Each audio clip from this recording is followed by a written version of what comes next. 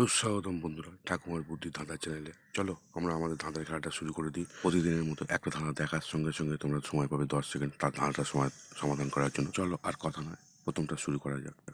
বন্ধুরা, তোমরা স্ক্রিনের দিকে ভালো করে লক্ষ্য করো। দেখো, ডাব আছে আর বল আছে। এখান থেকে একটা করে অক্ষর নিয়ে তোমাদের একটা গাছের অংশ কথা চিন্তা করতে হবে। তার জন্য তোমরা সময় পাচ্ছ 10 সেকেন্ড।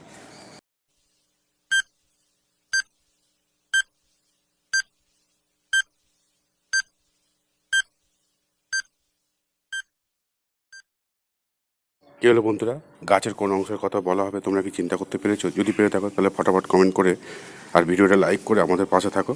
এখন উত্তরটা দেখো, ডাব আছে, ডাব থেকে ডয়াকার নাও, আর বল থেকে ল নাও, তাহলে কী হবে? ডাল, গাছের একটা অংশ। বন্ধুরা, স্ক্রিনে দেখা যাচ্ছে বল আছে আর মধু আছে। এখান থেকে একটা করে অক্ষর নিয়ে এমন একটা শব্দ তৈরি করতে হবে, সেই শব্দটা ছাড়া বিয়ে অসম্ভব। তাহলে তোমরা বন্ধুরা চিন্তা করতে শুরু করে দাও।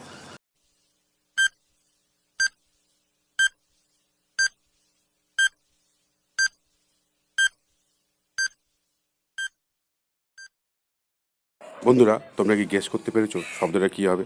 যদি গেস করে থাকো তাহলে কমেন্ট করে দাও আর ভিডিওটা লাইক করে দাও। আর যারা পারে তাদের জন্য উত্তরটা আমি বলেছি, তার আগে বলতে দয়া করে চ্যানেলটা সাবস্ক্রাইব করে পাশে থাকা বেল আইকনটা অন করে দাও। এখন উত্তরটা হলো দেখো, বল আছে, বল থেকে ব নাও, আর মধু আছে, মধু থেকে ধসু নাও, তাহলে কি হলো? বধূ। বধূ বা বউ ছাড়া কিন্তু বিয়ে সম্ভব না, তাই না বন্ধুরা? বন্ধুরা, তোমরা এখানে দেখতে পাচ্ছ বাতি আছে আর মধু আছে। এখান থেকে একটা করে অক্ষর নাও, নিয়ে এমন একটা জিনিসের নাম করো যেটা একটা দিক বোঝায়। আর বন্ধুরা, তোমরা যদি গেস করতে পারো তাহলে ফটাফট কমেন্ট করে দিয়ে জানিয়ে দিও যে তোমরা পারলে কি না।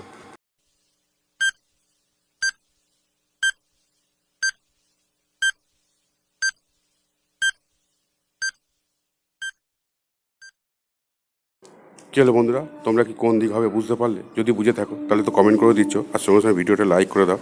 আর যারা পারোনি তাদের জন্য উত্তর আমি বলে দিচ্ছি। দেখো দেখো, এখানে বাতি আছে, বাতি থেকে বয়াকার নাও, আর মধু থেকে ম নাও, তাহলে কী হলো? বাম। অর্থাৎ দিকটা কোন দিক হবে? বাম দিক। বন্ধুরা, তোমরা এখানে নিশ্চয়ই দেখতে পাচ্ছ মধু আছে, আর এখানে কি আছে? বাতি আছে, যেটা কেরোসিনের বাতিও বলতে পারো। এখন এখান থেকে একটা করে অক্ষর নিয়ে তোমাদের কী করতে হবে? এমন একটা জিনিসের নাম করতে হবে যেটা বয়স্ক লোকেরা পড়ে, ইয়াং ছেলেরা আনন্দ করে বা শখেও পড়তে পারে।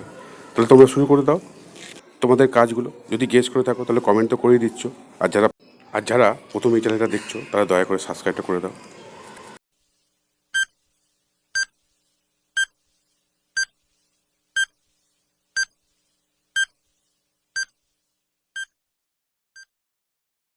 কী হলো বন্ধুরা, তোমরা কি উত্তরটা গেস করতে পেরেছো?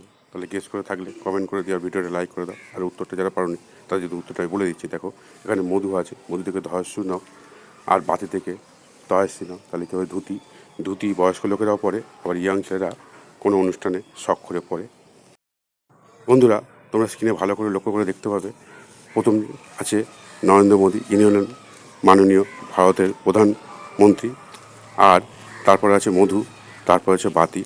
এখান থেকে একটা করে অক্ষর নিয়ে এমন একটা জিনিসের নাম করতে হবে যেটা মাননীয় নরেন্দ্র মোদী ঘোষণা করেছেন 22 তারিখে জ্বালাতে হবে।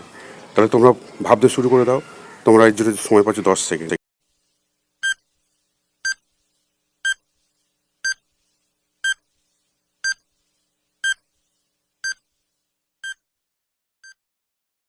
কী হলো বন্ধুরা, তোমরা কি উত্তরটা খুঁজে পেয়েছো? যদি খুঁজে পেয়ে থাকো তাহলে কমেন্ট করে দাও আর ভিডিওটা লাইক করে দাও।